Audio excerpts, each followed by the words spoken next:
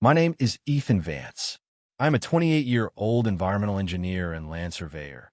And if there is one thing my profession has taught me, it is that the surface of the earth rarely reveals the chaotic reality shifting beneath it. The same could be said for families.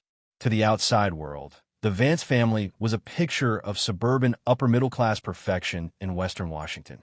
My father, Robert, was a senior real estate broker. My mother, Eleanor, was obsessed with country club optics, and my older brother, Julian, was the golden child, a corporate lawyer who could do no wrong in their eyes. And then there was me. I was the practical one, the quiet one, the one who chose to spend his weekends working in muddy boots analyzing soil compositions rather than networking at charity galas. Because of this, I was always treated like a secondary asset, an afterthought in my own family's portfolio. The only person who ever truly saw me was my grandfather, Arthur Vance. Arthur was a retired civil and geological engineer who lived alone in a sprawling, historic estate established by our ancestors in the late 1940s. The property, known as Whispering Pines, spanned nearly 40 acres of dense forest, natural springs, and a beautiful, massive, multi-generational stone manor. But as Arthur aged, his health began a steep decline. He developed severe mobility issues and early-stage congestive heart failure. When the medical diagnoses came down, my family's true colors immediately leaked through the cracks. My parents and Julian viewed Arthur's illness not as a human tragedy, but as an administrative inconvenience. They visited him exactly twice a year, on Thanksgiving and Christmas, spending the entire duration of the dinners subtly hinting about his estate planning, whispering about the potential liquidation value of the land, and trying to look over his shoulder at his financial paperwork. When Arthur refused to sell the property to fund my father's real estate ventures, they completely abandoned him. They claimed they were too consumed by their high-profile careers to manage his elder care. Julian outright stated that spending his weekends driving out to a remote estate to help an old man manage prescriptions was a poor utilization of his billable hours. So I stepped in. For 3 long years, I adjusted my entire life to care for my grandfather. Every single Friday evening, after finishing my shift at the engineering firm, I drove 2 hours out to Whispering Pines. I managed his complex medication schedule, prepared his meals, repaired the aging roofing structure of a stone manor, and sat with him on the porch for hours, listening to his brilliant stories about the geological surveys he conducted during the expansion of the state infrastructure in the 1970s. We shared a deep, unspoken bond rooted in mathematics, respect, and the land itself. During his final 6 months, as he became bedridden, I practically lived at the estate, sleeping on a cot next to his medical bed, managing his hospice care while my parents and brother were vacationing in Cabo or attending corporate retreats. I didn't do it for money. I didn't do it for a reward. I did it because Arthur was the only person who had ever shown me unconditional love. Arthur passed away peacefully on a rainy Tuesday morning in May. I was the only one holding his hand when his heart finally stopped. I immediately called my parents. They didn't cry. The very first question my father asked over the phone was, did Arthur leave the house keys in the master bedroom? Or did the estate attorney secure the safe deposit box? The true horror initialized exactly 4 days after the funeral, during the formal reading of the will at the firm of Sterling and Associates. My parents and Julian arrived in tailored black suits, their expressions radiating an intense, hungry anticipation. They expected Arthur's estate to be split equally, allowing my father to develop the land and Julian to liquidate the historical assets. The estate attorney, an elderly man named Mr. Sterling, cleared his throat and adjusted his glasses. Arthur Vance's financial accounts, liquidity portfolios, and cash reserves are to be split equally between his 3 surviving descendants, he read. My mother smiled, visibly relieved. However, Mr. Sterling continued, his voice echoing in the silent boardroom. Regarding the real property known as Whispering Pines, including the 40 acres of timberland, the historical stone manor, and all mineral and geographical rights attached to the parcel, Arthur Vance has designated a sole, exclusive beneficiary. The entirety of the real estate holdings is bequeathed solely to his youngest grandson, Ethan Vance, in recognition of his unwavering loyalty, care, and respect. The room instantly turned into a complete vacuum. The silence was deafening. Julian's face flushed a violent, dark red, his corporate composure instantly shattering. My mother dropped her designer purse onto the carpet, her mouth open in absolute shock, while my father stood up so rapidly his chair slammed violently against the mahogany wall. "This is an absolute joke," Julian snarled, pointing a trembling finger across the table at me. "Ethan manipulated him. He spent 3 years isolating a sick, elderly man from his immediate family to rewrite the estate plan. Arthur wasn't in his right mind. He was suffering from cognitive decline and oxygen deprivation from his heart failure.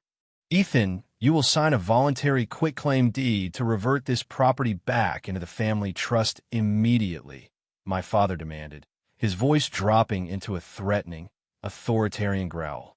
"You are an environmental technician. You don't have the capital to maintain a 40-acre historical estate. Julian and I have already signed an intent-to-sell agreement with a commercial highway developer. That land is worth $4.2 million because the state is planning an exit ramp right through the Northern Valley next year. You're not throwing away millions of family wealth because of a senile old man's whim." I looked at my father, then at my brother, and finally at my mother, who was looking at me with pure disgust. "No," I said quietly, closing my copy of the legal document. "Grandfather wanted me to have the land. He wanted the forest preserved. I am not signing anything." Julian let out a cold, manic laugh, leaning across the table until he was inches from my face. "You think you've won, little brother? You're a field engineer, but I'm a senior corporate litigator. You have no idea how easy it is to destroy a will. Within 6 months, my father and I will file an emergency probate fraud lawsuit. We will uncover medical records, we will hire expert psychological witnesses, and we will prove in a court of law that Arthur Vance was mentally incompetent when he signed this document. We will strip this property from your hands, Ethan, and by the time I'm finished with you, you won't even be able to afford the legal fees to pay for your muddy boots." I didn't argue. I didn't shout. I simply stood up, took my copy of the certified will, and walked out of the office. They thought they were launching a flawless legal invasion to reclaim a $4.2 million gold mine. What my brilliant lawyer brother and my real estate developer father failed to realize was that I wasn't just Arthur's caregiver. I was a geological surveyor, and I already knew exactly what was buried beneath the soil of Whispering Pines. Julian didn't wait 6 months. True to his reputation as a ruthless corporate litigator, he launched an all-out legal assault within exactly 24 days of the will reading. I was out in the northern valley of Whispering Pines, collecting soil core samples near the natural spring, when a local county deputy drove up the gravel pathway to serve me with the formal litigation papers. Julian and my father hadn't just filed a standard probate appeal. They had executed a brilliant, highly aggressive, 3-pronged legal strategy designed to completely paralyze my existence.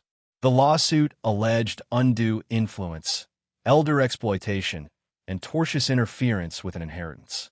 To back up their claims, Julian had utilized a highly questionable, heavily compensated medical expert, a private psychologist who had never met my grandfather but spent 3 days reviewing Arthur's final hospital admission charts. The expert signed a formal affidavit declaring that due to advanced congestive heart failure and intermittent hypoxia, lack of oxygen to the brain, Arthur Vance lacked the necessary testamentary capacity to execute a complex real estate transfer during the final 12 months of his life. But the most devastating blow came in the secondary motion. Julian successfully petitioned a local probate judge for a temporary lease pendens and asset injunction. Because the property was under active, high-stakes litigation, I was legally barred from selling any portion of the timber, borrowing against the equity of the land, or even using the funds from Arthur's modest checking account to pay for the estate's massive property taxes. Furthermore, the injunction forced me to pay a temporary court-ordered maintenance bond to ensure the historical stone manor didn't depreciate during the trial. The next morning, my father called me from his corporate office, his tone dripping with the smug satisfaction of a hunter who had successfully driven his prey into a corner. "Ethan, I hope you've read through the filings," my father said, the sound of him shuffling papers audible over the line. "Julian has structured this case perfectly. Between the court-ordered maintenance bond, the property insurance premiums, and the retainer fees you'll need to pay a decent probate lawyer, it will cost you roughly $8,500 every single month just to keep that property inside a courtroom. You make what? $95,000 a year as a field engineer? You'll be entirely bankrupt before the judge even schedules the first evidentiary hearing." "This is exactly what grandfather predicted you would do, Dad," I replied, keeping my voice perfectly calm as I sat at the old wooden desk inside Arthur's study. "You don't care about his memory. You only care about the exit ramp contract." "Of course I care about the contract," my father snapped, dropping his polite facade entirely. "That commercial highway development group, Meridian Logistics, is offering a massive premium because Whispering Pines is the only flat, unobstructed valley connecting the new state interstate to the deep-water shipping port. Julian and I have already signed a preliminary letter of intent as the presumptive executors of the estate. The corporate payout is guaranteed. Don't be an idiot, Ethan. Sign the quitclaim deed. Let us absorb the land into the family trust, and I'll make sure your brother drops the personal fraud allegations against you. Otherwise, we will take everything you own." I didn't answer him. I simply hung up the phone and turned my attention to the large, vintage green metal filing cabinet in the corner of the room. It was Arthur's private engineering archive, containing hundreds of hand-drawn geological maps, core sample data logs, and water table analyses from his decades of state infrastructure work. I pulled out a thick, faded manila folder labeled Project Cascade Hub, Survey Corridor 7B, 1978. Inside were detailed, highly technical geological cross-sections of the exact northern valley that my father and Julian were planning to sell to the highway developers. I spread the maps across the desk, tracing my fingers along Arthur's neat, technical handwriting. My grandfather wasn't just an engineer. He was a genius who thought 3 moves ahead of everyone else. 4 days later, I attended the mandatory preliminary court hearing in King County Superior Court. I didn't hire an expensive corporate defense firm. I showed up with a young, sharp real estate attorney named Claire Sterling, the granddaughter of Arthur's original estate lawyer, who knew the family history inside out. Julian walked into the courtroom looking like $1 million, flanked by my parents and 2 junior associates carrying thick leather briefcases. When the judge asked if the defense had prepared a countermotion to lift the financial injunction, Claire stood up and stepped to the podium. "Your Honor," Claire stated clearly, placing a neatly bound technical document on the clerk's desk, "we are not contesting the financial injunction or the maintenance bond today. In fact, my client is perfectly willing to allow the property to remain under the court's strict supervision. However, to ensure the court has a completely accurate understanding of the asset under litigation, we have submitted a formal, updated geological and environmental land survey of the 40 acres comprising Whispering Pines, conducted personally by my client in his capacity as a licensed state environmental engineer." Julian let out a quiet, condescending chuckle from the plaintiff's table, leaning over to whisper something to my father. He thought I was playing games with soil types to delay the trial. "The survey," Claire continued, her voice echoing with absolute authority, "reveals a highly critical, previously unrecorded geographical anomaly. The northern valley of the property, the exact location designated for the commercial highway expansion, sits directly on top of an active, subsurface catastrophic mudslide zone, structurally compromised by a deep, historical chemical runoff plume from an abandoned mid-century industrial tannery located 2 miles upstream. The soil composition is highly toxic, completely unstable, and legally classified under state environmental code as a Zone 4 critical hazardous hazard area." The judge frowned, adjusting his glasses as he looked over the technical certifications.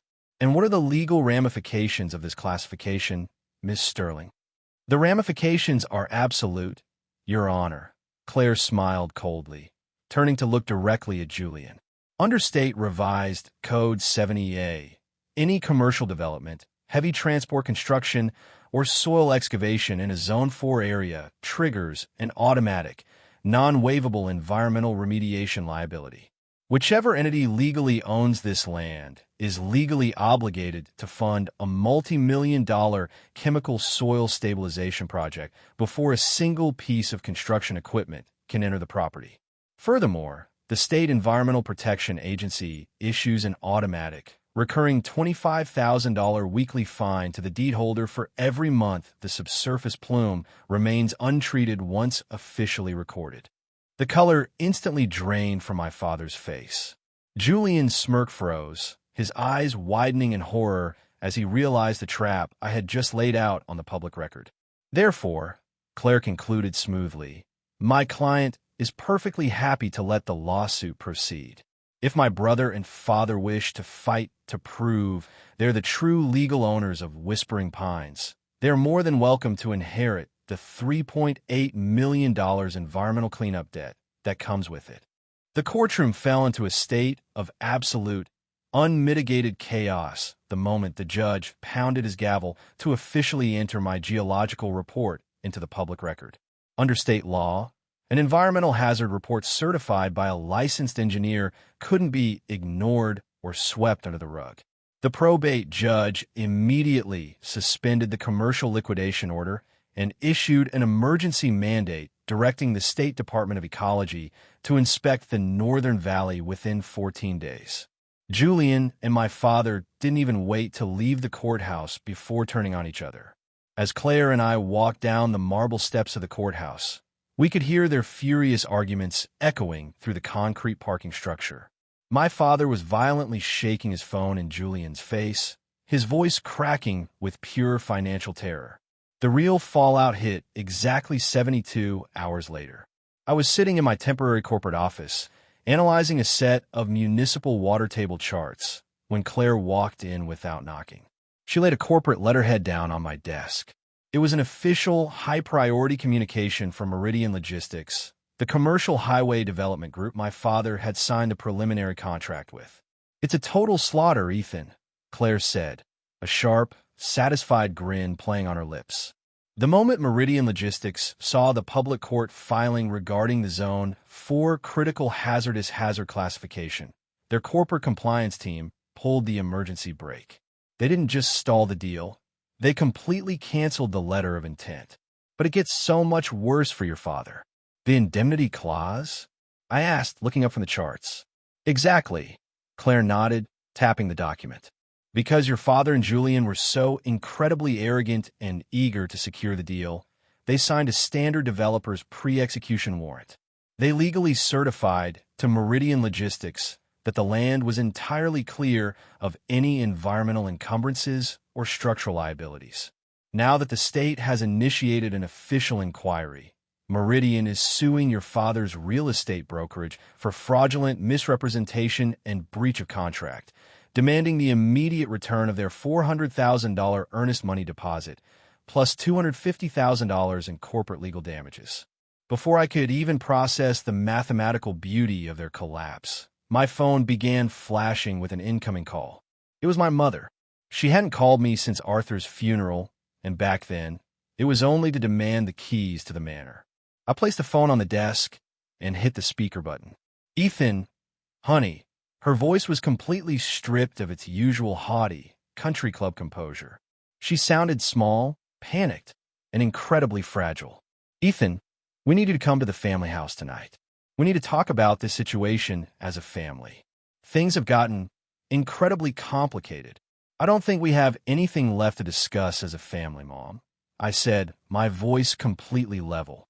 Julian made it very clear that his billable hours were too valuable for family matters. Ethan, please, she begged, her voice cracking as she began to cry. Your father's brokerage account has been completely frozen by the Meridian lawsuit. And because Julian was the lead attorney who drafted the environmental certification for the contract, his law firm's ethics board has suspended his partner track pending a full internal investigation. The state is threatening to issue the first $25,000 environmental fine by next Friday if a formal remediation plan isn't filed. We don't have that kind of liquidity, Ethan. If this goes through, your father will lose his broker's license, and we will lose everything. I'll be there at 7 p.m., I said coldly, and hung up the phone. At exactly 7 p.m., I walked into the pristine living room of my parents' suburban home. The atmosphere felt like a wake. My father was sitting on the sofa, his head buried in his hands, his expensive designer tie loosened and wrinkled. Julian was pacing back and forth by the fireplace, his face pale, sweat visibly glistening on his forehead. The golden child looked completely broken. The moment I stepped inside, Julian rushed toward me, sliding a thick, freshly drafted legal packet across the glass coffee table. "Ethan, look, we've drafted a total settlement and dismissal of the probate lawsuit," Julian said rapidly, his words stumbling over one another. "We are dropping all claims of undue influence. We are officially validating Arthur's will. Whispering Pines is entirely yours, Ethan. The house, the 40 acres, everything. You win. We are completely out of your way." I looked down at the documents, then back up at my brother. "And what's the catch, Julian?" My father lifted his head from his hands, his eyes bloodshot. "Ethan, the settlement agreement includes an automatic assumption of environmental liability clause. Since you are the sole deed holder of the property under the original will, the moment the probate lawsuit is dismissed, you legally assume 100% of the responsibility for the Zone 4 remediation and any subsequent state fines. As a licensed environmental engineer, you can file a specialized municipal waiver that we can't. You can absorb the cleanup cost through your firm's insurance framework. You have to save the family brokerage, Ethan. We are your flesh and blood." I looked at the documents, then slowly reached into my jacket pocket and pulled out a secondary, older manila folder that I had brought from Arthur's private archive. I dropped it onto the glass table right next to their settlement trap. "You really should have spent less time looking at the liquidation value of the land and more time actually talking to grandfather," I said quietly. Julian frowned, stepping forward and opening the folder. As his eyes scanned the technical data inside, his jaw slowly dropped, and the final remnants of his corporate arrogance completely evaporated. What is this?" Julian whispered, his hands beginning to shake. "That," I said, leaning back against the doorframe, "is the second half of Arthur's 1978 geological survey. And it's the piece of data that is going to cost you absolutely everything." Julian stood frozen by the fireplace, the second half of Grandfather Arthur's 1978 geological survey trembling in his hand. My father leaned over the coffee table, squinting through his reading glasses at the technical schematics, his brow furrowing as he tried to decipher the complex symbols, color-coded layers, and mathematical equations. "I don't understand," my father muttered, his voice hoarse. "It's just more soil charts. What does this change, Ethan? The land is still toxic. The highway deal is dead, and the state is coming for our brokerage assets." "It changes everything, Dad," I said, walking over to the glass table and tapping a specific, deeply buried subterranean layer highlighted in bright blue ink on the map.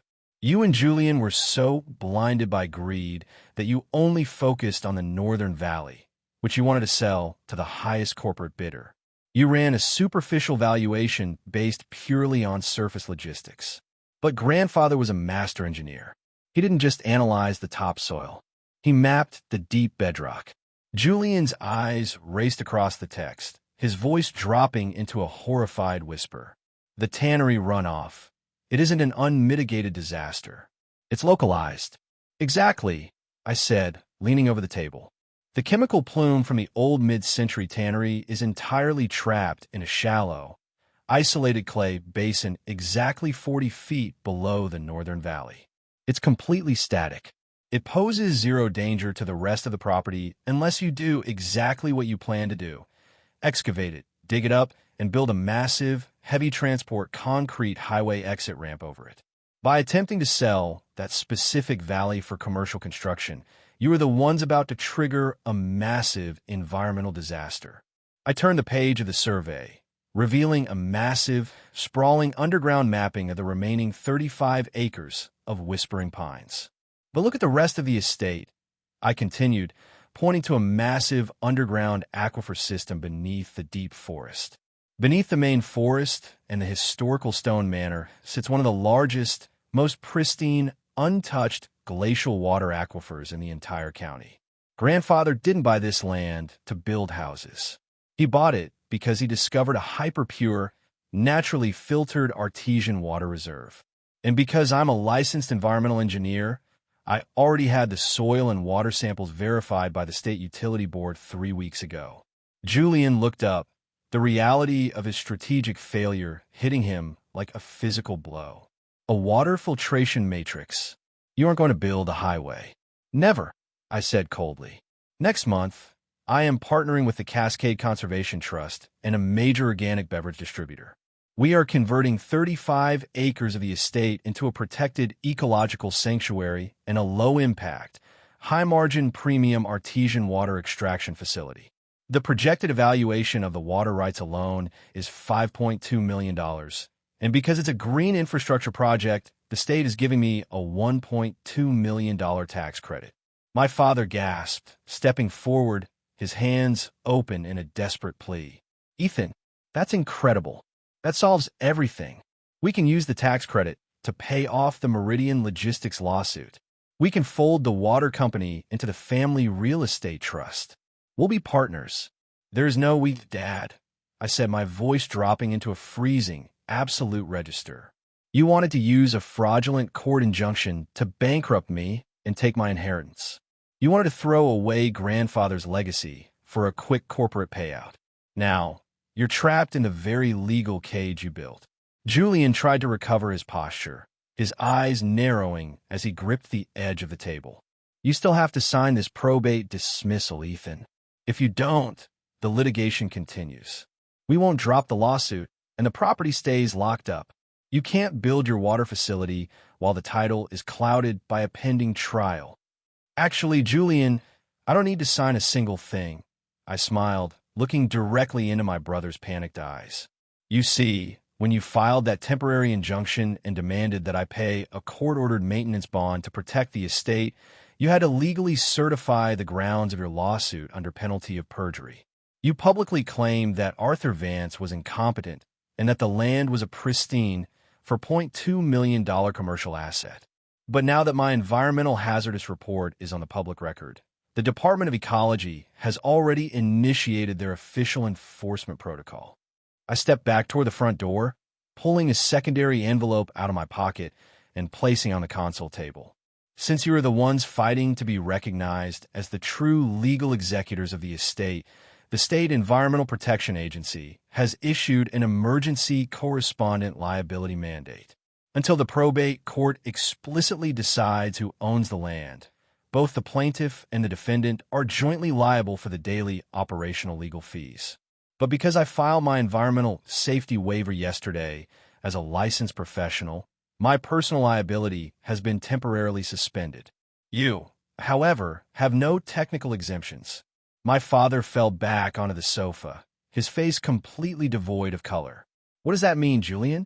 What did he do? Julian looked at the mandate on the table, his voice trembling violently.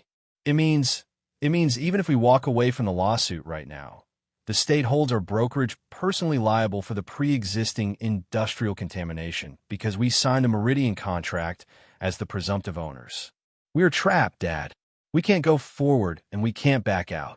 You have exactly 24 hours to completely dismiss the probate lawsuit with prejudice, relinquish all claims to Arthur's estate, and publicly withdraw your fraudulent medical affidavits, I said, my hand on the doorknob. If you do, I will allow my engineering firm to consult on your remediation case for a standard professional fee, which might save your brokerage from total liquidation. If you don't, I will let the state fines run their course until your entire real estate portfolio is completely bankrupt. Choose wisely. The final showdown took place the following Friday morning in the King County Probate Court. The courtroom was entirely packed, not just with lawyers, but with regional journalists, state environmental representatives, and corporate counsel from Meridian Logistics. The story of a high-profile corporate family accidentally suing themselves into an environmental disaster had completely leaked to the local business press. My parents and Julian sat at the plaintiff's table, looking like ghosts. Julian's expensive tailored suit looked loose on him, his hair uncharacteristically disheveled. My father sat with his hands resting flat on the wood, staring straight ahead at the judge's bench, completely defeated. Judge Evelyn Harrison entered the courtroom, her expression stern as she looked over the final legal filings. "We are here for the expedited motion regarding the estate of Arthur Vance," Judge Harrison stated, her voice cutting through the tense silence of the room. "The court has reviewed the secondary environmental submittals, the geological reports, and the newly filed motions from plaintiff. Mr. Julian Vance, as lead counsel for the plaintiffs, please state your position for the record." Julian stood up slowly. His voice, usually booming and filled with performance arrogance, was barely a whisper. He had to clear his throat twice before speaking. "Your Honor, the plaintiffs wish to file a formal, voluntary motion to dismiss all pending causes of action against the defendant, Ethan Vance, with prejudice," Julian said, his head bowed. We fully withdraw our petition to challenge the validity of Arthur Vance's last will and testament. We recognize the defendant as the sole, exclusive, and legitimate beneficiary of the property known as Whispering Pines. A quiet murmur rippled through the gallery of the courtroom. The journalists immediately began scribbling in their notebooks. The Golden Child, the senior corporate litigator who had never lost a high-stakes trial, was completely surrendering on the public record. And what about the allegations of cognitive decline and undue influence? Judge Harrison asked, her eyes narrowing over her glasses. This court does not take lightly the accusation that a licensed professional exploited an elderly family member. We formally retract all affidavits and testimonies submitted by our medical expert, Julian said, his knuckles turning white as he gripped the podium. Upon further review of the comprehensive historical records, we concede that Arthur Vance possessed total, absolute testamentary capacity when he drafted the will. The previous filings were based on incomplete administrative data. Incomplete data or reckless corporate greed, Mr. Vance? Judge Harrison snapped, slamming her pen onto the bench. This court has seen some underhanded tactics, but attempting to weaponize a fraudulent medical diagnosis to force a liquidation of a historical estate, only to accidentally uncover a toxic contamination zone that your clients tried to conceal from a commercial developer, is a gross abuse of the legal system. The judge turned her attention directly to my father. "Mr. Robert Vance," Judge Harrison said coldly, "because you signed a commercial warranty with Meridian Logistics asserting the land was free of liabilities while actively suing to control it. This court is forwarding the full evidentiary record of these proceedings to the State Real Estate Licensing Board and the Attorney General's Consumer Protection Division. Your active injunction against the defendant is hereby dissolved with immediate effect. This matter is closed." The moment the gavel struck the wood, my mother buried her face in her hands, sobbing loudly in the front row of the gallery. My father didn't move. He looked like a man who had just watched his entire life savings and professional reputation vanish in a fraction of a second. Julian collapsed back into his chair, covering his eyes. He knew his career at his prestigious law firm was completely over. The internal ethics investigation would inevitably discover that he had knowingly submitted a manufactured medical report to pressure a family member into a real estate settlement. He wouldn't just lose his partner track. He was facing a permanent disbarment from the State Bar Association. Claire and I packed our legal folders into our briefcases, our expressions completely calm. As we walked down the center aisle of the courtroom, my father stood up, reaching out to grab my arm. "Ethan, please," he whispered, his voice cracking with pure desperation. "The state fines, the Meridian lawsuit. We owe over $650,000 in immediate damages and cleanup costs. The brokerage can't survive this. You have the water rights contract now. You have the millions. Please, you have to bail us out. We're your family." I stopped, slowly removing his hand from my arm, looking at him with the same detached, analytical coldness I used when reviewing a broken soil sample. "When grandfather was dying in that bed for 3 years, you told me that spending your time and money on him was a poor utilization of your resources, I said quietly, ensuring every word cut deep. You told me that in the real world, assets that don't produce immediate profit are disposable. You treated grandfather like a disposable asset, and then you try to treat me the exact same way. I'm just following the rules you taught me, Dad. The corporate structure of your family is officially bankrupt. Enjoy the liquidation. I turned my back on them, walking out of the courthouse doors and into the bright, clear morning light, leaving the toxic remnants of my family behind me forever. 6 months later, the landscape of Whispering Pines had completely transformed, mirroring the total structural upgrade of my own life. The Northern Valley, once the source of my family's predatory greed, was now surrounded by a clean, state-of-the-art environmental containment perimeter. As promised, I hired my engineering firm to oversee a highly specialized, eco-friendly bioremediation project that utilized natural deep-root plants to systematically extract the historical chemical plume for the subterranean clay basin. The project was so incredibly successful that the State Department of Ecology featured it as a model case study for green industrial reclamation, completely wiping away any potential liabilities. But the true heart of the property was booming. The southern 35 acres have been officially designated as the Arthur Vance Ecological Reserve.